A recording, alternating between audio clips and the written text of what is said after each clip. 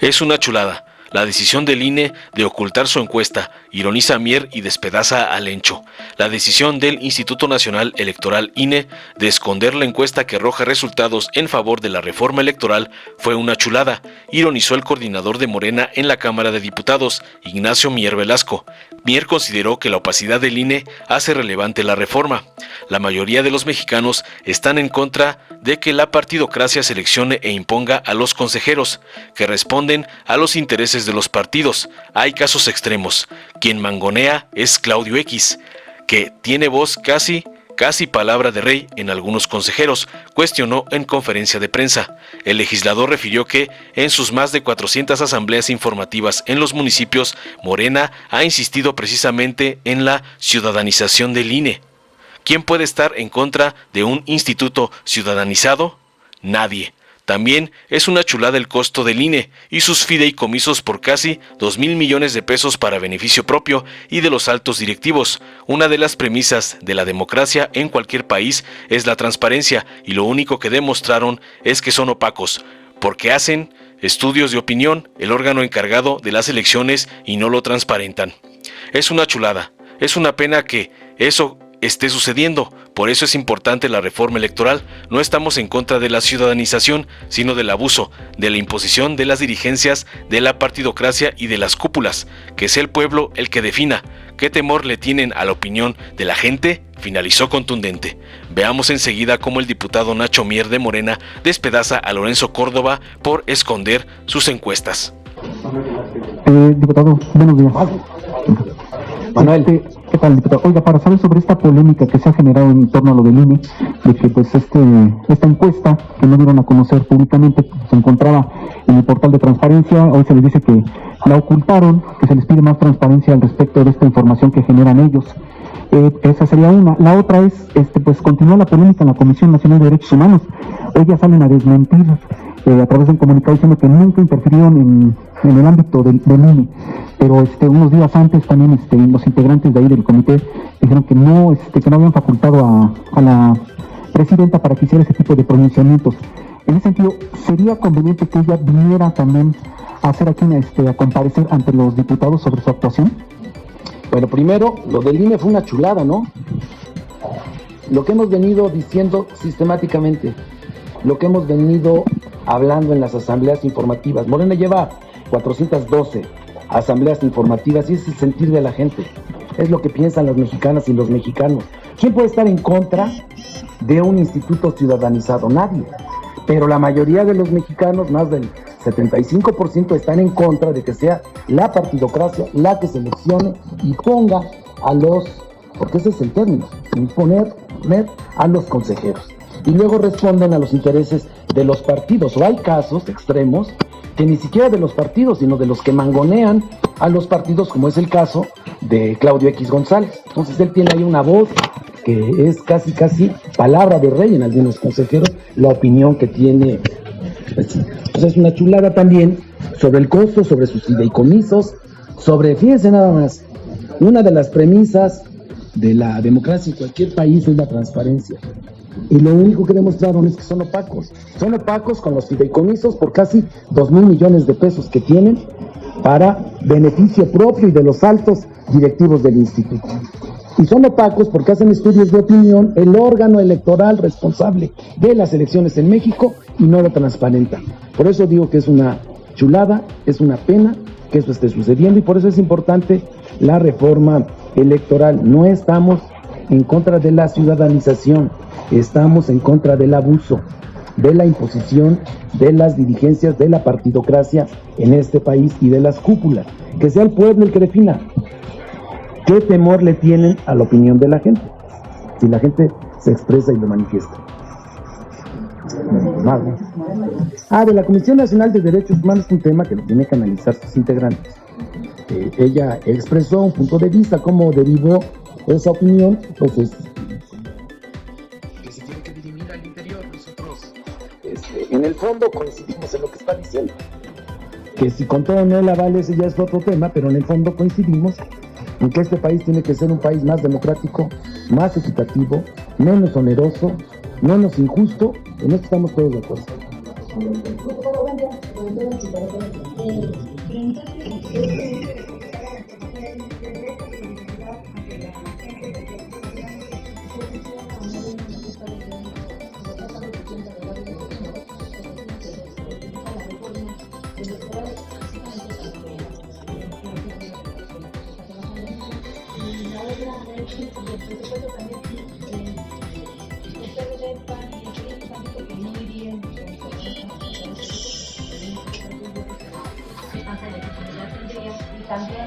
O de la comparecencia del secretario de Ingresos de Greto. Él comentaba sobre estos proyectos que se tienen para recapitalizar al campo, que era una de las demandas de ustedes, que desarrollaran los fertilizantes y para hacer gratis para muchos sectores de la región.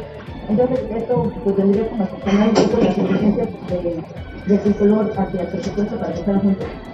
Yo creo que en el caso de la encuesta que salió a la luz pública del instituto, debe llamar a todos a la reflexión, a interiorizar, a despojarnos de irnos solo al bulto, a lo inmediato. La lógica de Cicerón a veces nos hace que declaremos de manera inmediata, que digamos un no, y que después la vanidad que tanto daño hace a los políticos, les impida reflexionar, interiorizar y modificar lo que habían afirmado en principio o negado. Yo creo que si realmente les interesa un país más democrático, más equitativo, donde la ley sea la que determine los procesos electorales y no los acuerdos populares, donde el costo de la democracia sea acorde realmente al costo que requiere que los mexicanos ejerzan libremente el derecho a votar y ser votado, y no en un organismo obeso, costoso, que se convirtió en un templo de vanidades. Y eso es lo que no quieren los mexicanos. ¿Quién puede estar en contra de la evolución y el fortalecimiento del Instituto Nacional Electoral? Nadie. Desde que se originó esta idea en los 90, que se consolida con la reforma del 96, todos hemos estado a favor de que los principios de legalidad, de transparencia, de equidad, de máxima publicidad, de certeza, regulen los procesos electorales. Pero se fue pervirtiendo la elección de los consejeros, los criterios para determinar su número. Pasamos de 5 a 11 consejeros. El costo operativo del INE pasó de 4,000 millones de pesos en el año 2000 a más de 12,000 millones de pesos para este año. Los sueldos de los consejeros no tienen nada que ver con los sueldos originales. Dicen en cualquier empresa, en cualquier negocio, que con el paso del tiempo, con la profesionalización, la capacitación, el servicio profesional de carrera, los costos disminuyen porque se mejoran los procedimientos y se tiene gente calificada. Así sucedió, por ejemplo, con las Afores. El costo que tenían originalmente de operación se redujo por la incorporación, además, de las nuevas tecnologías. Y el único que pasa lo contrario es el INE. ¿De qué sirvieron 30 años? Donde impulsaron ya el servicio profesional de carrera, donde hay estudiosos del derecho electoral, de la práctica electoral, que requieren una oportunidad. No, porque se enquistó una alta burocracia, se enquistaron desde las sótanos de 2 revistas la definición de consejeros coludidos con los partidos políticos. ¿Y qué es lo que tenemos hoy? Un costo altísimo para la democracia, con sueldos altísimos, y todavía la práctica de la compra de votos, que es lo más deleznable, lo más ofensivo a la dignidad de un pueblo que tiene un altísimo porcentaje de pobreza. Por eso nosotros creemos que se tiene que democratizar el país desde la elección y definición de los integrantes del Consejo, que deben de ser menos, porque antes funcionó muy bien. Cuando no había democracia en México, o estaba en duda, o estaba en pañales, 5 consejeros sacaron la mejor elección que ha tenido este país. Hoy con 11 creen que México no ha madurado políticamente. Por eso esta encuesta desnuda la realidad del instituto. Segundo, el presupuesto. A mí me llama la atención porque el sector empresarial de siempre está criticando los altos costos de todos, los altos gastos, mientras se refiere a los de dinero, son los beneficiarios. En este caso, ¿qué tanto peso tiene Claudio X González? Porque tiene mucho poder político, económico, o porque él siempre está en el tema de ese gobierno. Le repito, miren, es que con tal de fijar una postura contraria a la posición se dejan llevar por un asunto de lógica, decir no, porque lo propone el gobierno, porque lo propone Morena, porque lo propone una coalición diferente a nosotros, porque le dan el tinte exclusivamente político electoral y no ven más allá. Y cuando hay la oportunidad de reflexionarlo, de interiorizarlo, no está tan mal. Sucedió con la reforma, se los comenté, dijeron no, presentaron sus propuestas, las hicieron nuestras y votaron en contra, porque son vanidosos, porque no encuentran la humildad que debe tener un político. Sí tienen razón, es por México, vamos a hacerlo. Prefieren pagar un costo electoral, lo pagaron en las urnas. Por eso arrolló Morena. Por eso hoy deben de reflexionarlo, no por nosotros.